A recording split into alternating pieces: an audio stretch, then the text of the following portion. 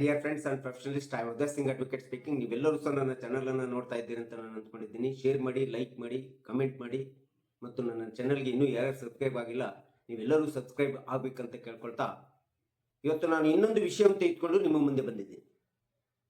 ಇವತ್ತು ನಾನು ಆಯ್ಕೆ ಮಾಡ್ಕೊಂಡಿರ್ತಕ್ಕಂಥ ವಿಷಯ ಅಂತಂದ್ರೆ ಸೈಬರ್ ಕ್ರೈಮ್. ಈಗಾಗಲೇ ನಾನು ಮೊದಲು ಒಂದು ವಿಡಿಯೋನ ಹೇಳಿದ್ದೀನಿ. ಇವತ್ತಿನ ಈ ಒಂದು ಸೈಬರ್ ಕ್ರೈಮ್ ಅನ್ನ ಯಾಕೆ ನಾನು ಈ ವಿಡಿಯೋ ಮೂಲಕ ಆಯ್ಕೆ ಮಾಡ್ಕೊಂಡಿದ್ದೀನಿ ಅಂತಂದ್ರೆ,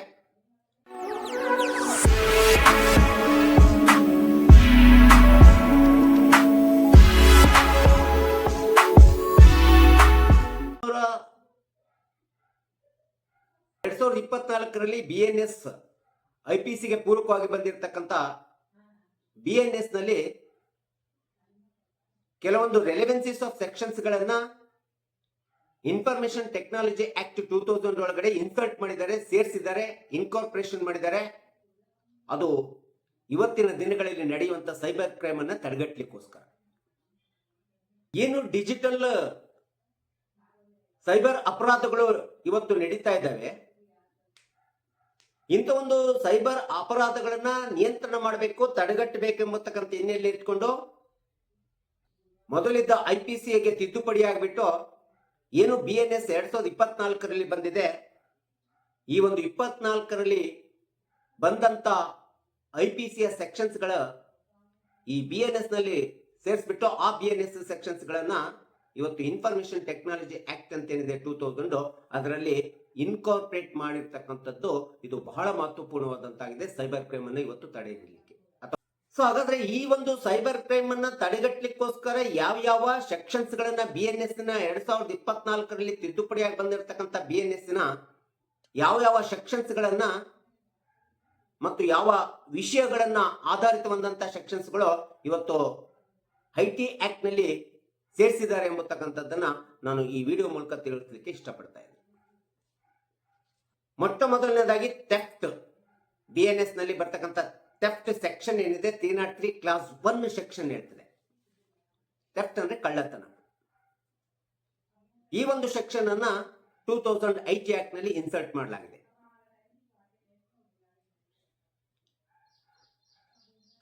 ಎರಡನೇದಂದ್ರೆ 303 ಕ್ಲಾಸ್ 2 ಏನಿದೆಯಲ್ಲ, ಇದು ಪನಿಷ್ಮೆಂಟ್ ಫಾರ್ ದ ಥೆಫ್ಟ್ ಅಂತ ಹೇಳಿ ಹೇಳ್ತೀವಿ. ಕಳ್ಳತನ ಮಾಡುವಂತದಕ್ಕೆ ಶಿಕ್ಷೆಯನ್ನ ವಿಧಿಸಲಿಕ್ಕೆ BNS ನ ಸೆಕ್ಷನ್ 303 ಕ್ಲಾಸ್ 2 ಇದನ್ನು ಸಹ ಐಟಿಯಲ್ಲಿ ಸೇರಿಸಿರ್ತಕ್ಕಂಥದ್ದು ನಾವು ನೋಡ್ತಾ ಇದ್ದೀವಿ. ಇನ್ನು ಸೆಕ್ಷನ್ 317 ಕ್ಲಾಸ್ 1, 2, 3 ಏನಿದೆಯಲ್ಲ, ಸೊ ಇವು ಕಳ್ಳತನದಿಂದ ಕೊಂಡುಕೊಂಡಂತ ವಸ್ತುಗಳೇನಿದಾವಲ್ಲ, ಆ ಕೊಂಡುಕೊಂಡಂತ ವಸ್ತುಗಳ ಕಳ್ಳತನ ಮಾಡಿ ಬಂದಂತ ಕಳ್ಳತನದಿಂದ ಬಂದಂತ ವಸ್ತುಗಳನ್ನು ಕೊಂಡುಕೊಳ್ಳತಕ್ಕಂಥದ್ದು, ಅದು ಪಡೆದುಕೊಳ್ಳತಕ್ಕಂಥದ್ದು. ಡಿಸಾನೆಸ್ಟ್ಲಿ ರಿಸೀವಿಂಗ್ ದ ಸ್ಟೋಲನ್ ಪ್ರಾಪರ್ಟಿ ಅಂತ ಹೇಳಿ ಹೇಳ್ತೀವಿ. ಈ BNS ಸೆಕ್ಷನ್ 317 ಕ್ಲಾಸ್ 1 ಇರ್ಬೋದು, 2 ಇರ್ಬೋದು, 3 ಇರ್ಬೋದು, ಇದನ್ನು ಕೂಡ IT ಆಕ್ಟ್ ನಲ್ಲಿ ಇನ್ಫಾರ್ಮೇಶನ್ ಟೆಕ್ನಾಲಜಿ ಆಕ್ಟ್ ನಲ್ಲಿ ಸೇರಿಸಿ ಈ ಒಂದು ಸೈಬರ್ ಕ್ರೈಮ್ ಅನ್ನ ತಡೆಗಟ್ಟಲಿಕ್ಕೆ ತುಂಬಾ ಅವಕಾಶ ಹೋಗ್ತಾ ಇದೆ. ಇನ್ನು ಸೆಕ್ಷನ್ BNS ಸೆಕ್ಷನ್ 319 ಕ್ಲಾಸ್ 2 ಅನ್ನ ನೋಡ್ತಾ ಹೋದ್ರೆ, ಇದು ಏನ್ ಹೇಳ್ತದೆ, ಇನ್ನೊಬ್ಬ ವ್ಯಕ್ತಿಯ ಹೆಸರಿನ ಮೇಲೆ ಅಥವಾ ಇನ್ನೊಬ್ಬ ವ್ಯಕ್ತಿಯ ಹೆಸರಿನ ಹುದ್ದೆಯ ಮೇಲೆ ವಂಚನೆ ಮಾಡ್ತಕ್ಕಂಥದ್ದು, ಮೋಸ ಮಾಡ್ತಕ್ಕಂಥದ್ದು. ಸೊ ಈ ಒಂದು ಸೆಕ್ಷನ್ ಇಂಥ ಒಂದು ಸ್ಪಷ್ಟವಾದಂತ ವಿವರಣೆ ವಿಶ್ಲೇಷಣೆಯನ್ನ ಕೊಡ್ತಕ್ಕಂಥದ್ದು ನಾವು ಕಾಣ್ತೀವಿ. ಅದೇ BNS ಸೆಕ್ಷನ್ 318 ಅನ್ನ ನೋಡ್ತಾ ಹೋದ್ರೆ, ಇದು ಸಹ ಮೋಸ ವಂಚನೆಯ ಮೂಲಕ ಬೇರೆಯವರ ಪ್ರಾಪರ್ಟಿಯನ್ನ, ಆಸ್ತಿಯನ್ನ ಕಬಳಿಸತಕ್ಕಂಥದ್ದು, ಅಥವಾ ಮೋಸ ವಂಚನೆ ಮೂಲಕ ಬೇರೆಯವರ ಆಸ್ತಿಯನ್ನ ಮಾಡಿಕೊಳ್ಳತಕ್ಕಂಥದ್ದು, ಅಥವಾ ಇತರರ ಆಸ್ತಿಯನ್ನ ವಂಚನೆ ಮೂಲಕ ಕದಿಯತಕ್ಕಂಥದ್ದು. ಈ ಒಂದು ಸೆಕ್ಷನ್ 318 ಸ್ಪಷ್ಟವಾಗಿ ಹೇಳ್ತಾ ಇದೆ. ಇದು BNS ನಲ್ಲಿ ಇರ್ತಕ್ಕಂಥ ಸೆಕ್ಷನ್ ಅನ್ನ IT ಇನ್ಫಾರ್ಮೇಶನ್ ಟೆಕ್ನಾಲಜಿ 2000 ನಲ್ಲಿ ಸೈಬರ್ ಡಿಜಿಟಲ್ ಕ್ರೈಮ್ ಅನ್ನು ತಡೆ ಹಿಡಿಯಲಿಕ್ಕೆ ಇದನ್ನ ಸೇರಿಸಿದ್ದಾರೆ.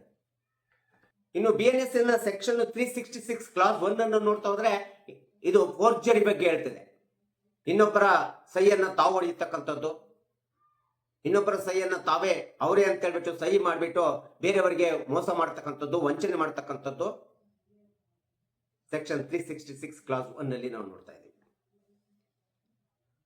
ಇನ್ನು BNS ಸೆಕ್ಷನ್ 335 ಅನ್ನು ನೋಡ್ತಾ ಹೋದ್ರೆ ಕ್ರಿಯೇಟಿಂಗ್ ದ ಫಾಲ್ಸ್ ಡಾಕ್ಯುಮೆಂಟ್ಸ್ ಅಥವಾ ಕ್ರಿಯೇಟಿಂಗ್ ದ ಫೇಕ್ ಡಾಕ್ಯುಮೆಂಟ್ಸ್ ಅಥವಾ ಕೊಟ್ಟಿ ಡಾಕ್ಯುಮೆಂಟ್ಸ್, ನಕಲಿ ದಾಖಲೆಗಳನ್ನು ಸೃಷ್ಟಿಸತಕ್ಕಂಥದ್ದು, ಕೊಟ್ಟಿ ದಾಖಲೆಗಳನ್ನು ಸೃಷ್ಟಿಸಿ ಬೇರೆಯವರಿಗೆ ಮೋಸ ಮಾಡತಕ್ಕಂಥದ್ದು, ವಂಚನೆ ಮಾಡತಕ್ಕಂಥದ್ದು, ಅಥವಾ ಬೇರೆಯವರ ಆಸ್ತಿಯನ್ನು ಕದಿಯತಕ್ಕಂಥದ್ದು, ಬೇರೆಯವರ ಹಣವನ್ನು ಕದಿಯತಕ್ಕಂಥದ್ದು,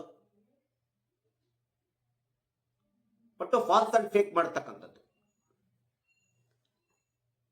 ಅದೇ BNS ಸೆಕ್ಷನ್ 336 ಅನ್ನು ನೋಡ್ತಾ ಹೋದ್ರೆ purposely intentionally the cheating the others, ಉದ್ದೇಶಪೂರ್ವಕವಾಗಿ ಇನ್ನೊಬ್ಬರನ್ನ ಮೋಸಕ್ಕೆ ವಂಚನೆಗೆ ಒಳಪಡಿಸತಕ್ಕಂಥದ್ದು, ಮೋಸ ಅಥವಾ ವಂಚನೆಯನ್ನ ಮಾಡತಕ್ಕಂಥದ್ದನ್ನ ಸೆಕ್ಷನ್ 336 BNS ಹೇಳ್ತಕ್ಕಂಥದ್ದು ನಾವು ನೋಡ್ತಾ ಇದ್ದೀವಿ. ಅದೇ BNS 336 ಕ್ಲಾಸ್ 4 ಅನ್ನು ನೋಡ್ತಾ ಹೋದ್ರೆ intentionally dishonour the reputation of others, ಉದ್ದೇಶಪೂರ್ವಕವಾಗಿ ಬೇರೆಯವರ ಘನತೆ ಗೌರವವನ್ನ ಹಾಳು ಮಾಡುವುದಕ್ಕೋಸ್ಕರ ಮೋಸ ಮಾಡತಕ್ಕಂಥದ್ದು. ಆ ಉದ್ದೇಶವನ್ನು ಇಟ್ಕೊಂಡು ಮೋಸ ಮಾಡಲಿಕ್ಕೆ ಅವರ ಘನತೆ ಹಾಳಾಗಬೇಕು, ಅವರ ಘನತೆ ರೆಪ್ಯುಟೇಷನ್ ಹೋಗ್ಬೇಕು ಎಂಬತಕ್ಕಂಥ ಇಂಟೆನ್ಷನ್ ನಲ್ಲಿ ಮೋಸ ಮಾಡತಕ್ಕಂಥದ್ದು, ಉದ್ದೇಶ ಇಟ್ಕೊಂಡು ಮಾಡ್ತಕ್ಕಂಥದ್ದು ಏನಿದೆಯಲ್ಲ ಅದನ್ನ BNS ಸೆಕ್ಷನ್ 336 ಕ್ಲಾಸ್ 4 ನಲ್ಲಿ ಹೇಳ್ತಕ್ಕಂಥದ್ದು ನಾವು ನೋಡ್ತಾ ಇದ್ದೀವಿ. ಕ್ರೈಮ್ ಅನ್ನು ಇದನ್ನು ಕೂಡ IT ಆಕ್ಟ್ ಒಳಗಡೆ ಸ್ಪಷ್ಟವಾಗಿ ಇನ್ಸರ್ಟ್ ಮಾಡಲಾಗಿದೆ. ಸೈಬರ್ ಕ್ರೈಮ್ ಅನ್ನು ತಡೆಗಟ್ಟಲಿಕ್ಕೆ, ಡಿಜಿಟಲ್ ಕ್ರೈಮ್ಸ್ ಗಳನ್ನು ತಡೆಗಟ್ಟಲಿಕ್ಕೆ. ಸೊ ಈ ಉದ್ದೇಶಪೂರ್ವಕವಾಗಿ ಇನ್ನೊಬ್ಬರ ಘನತೆಯನ್ನು ಹಾಳು ಮಾಡ್ತಕ್ಕಂಥದ್ದಂದ್ರೆ ಅದನ್ನ ವೆಬ್ಸೈಟ್ ಮೂಲಕ ಇರ್ಬೋದು, ಕ್ರಿಯೇಟಿಂಗ್ ದ ಫಾಲ್ಸ್ ಅಥವಾ ಫೇಕ್ ಪ್ರೊಫೈಲ್ಸ್ ಇರ್ಬೋದು, ಅಥವಾ ಡಾಕ್ಯುಮೆಂಟ್ಸ್ ಇರ್ಬೋದು, ಇಮೇಲ್ ಮೂಲಕ ಇರ್ಬೋದು, sending the message of WhatsApp messages ಮೂಲಕ ಇರ್ಬೋದು, ಫೇಸ್ಬುಕ್ ಮೂಲಕ ಇರ್ಬೋದು, ಅಥವಾ ಇನ್ನು ಇನ್ಸ್ಟಾಗ್ರಾಮ್ ಮೂಲಕ ಇರ್ಬೋದು. ಈ ಎಲ್ಲ ಒಂದು ಡಿಜಿಟಲ್ ಡಿವೈಸಸ್ ಮೂಲಕ BNS ಸೆಕ್ಷನ್ 336 ಕ್ಲಾಸ್ 4 ರಲ್ಲಿ ವಿವರಣೆ ವಿಶ್ಲೇಷಣೆ ಕೊಟ್ಟಿರ್ತಕ್ಕಂಥದ್ದು ನಾವು ನೋಡ್ತಿದ್ವಿ. ಎಲ್ಲ ಸೆಕ್ಷನ್ಸ್ಗಳ ಎಲ್ಲ ಅಂಶಗಳ ಮೂಲಕ IT ಆಕ್ಟ್ ನಲ್ಲಿ ನಾವು ಸೈಬರ್ ಕ್ರೈಮ್ ಅನ್ನ ಇದನ್ನು ಅಳವಡಿಸ್ಕೊಂಡ್ಬಿಟ್ಟು ತಡೆಗಟ್ಟಲಿಕ್ಕೆ ಸಾಧ್ಯತೆ ಇದೆ.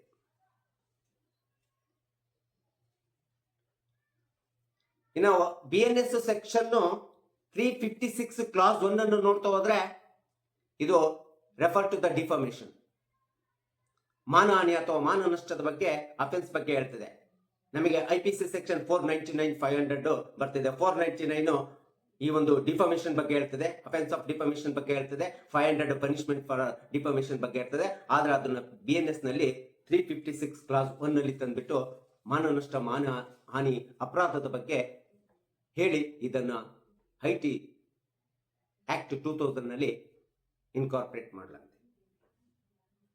ಎಲ್ಲ ವೇಸ್ ಮೀಡಿಯಾಸ್ ಮೆಥಡ್ಸ್ ಮೂಲಕ ಇನ್ನೊಬ್ಬರ ರೆಪ್ಯುಟೇಷನ್ ಅನ್ನ, ಇನ್ನೊಬ್ಬರಿಗೆ ಮಾನಕ್ಕೆ ಹಾನಿಯಾಗುವಂತ, ಮಾನ ನಷ್ಟ ಮಾಡುವಂತ ಕೆಲಸವನ್ನ ಈ ರೀತಿಯಾದಂತ ಡಿಜಿಟಲ್ ಮೀಡಿಯಾಸ್ ಮೆಥಡ್ಸ್ ಮೀನ್ಸ್ ಗಳ ಮೂಲಕ ಮಾಡತಕ್ಕಂಥದ್ದು BNS ನ ಸೆಕ್ಷನ್ 356 ಕ್ಲಾಸ್ 1 ಅನ್ನು ಸಹ IT ಆಕ್ಟ್ ನಲ್ಲಿ ನಾವು ನೋಡ್ತಾ ಇದ್ದೀವಿ.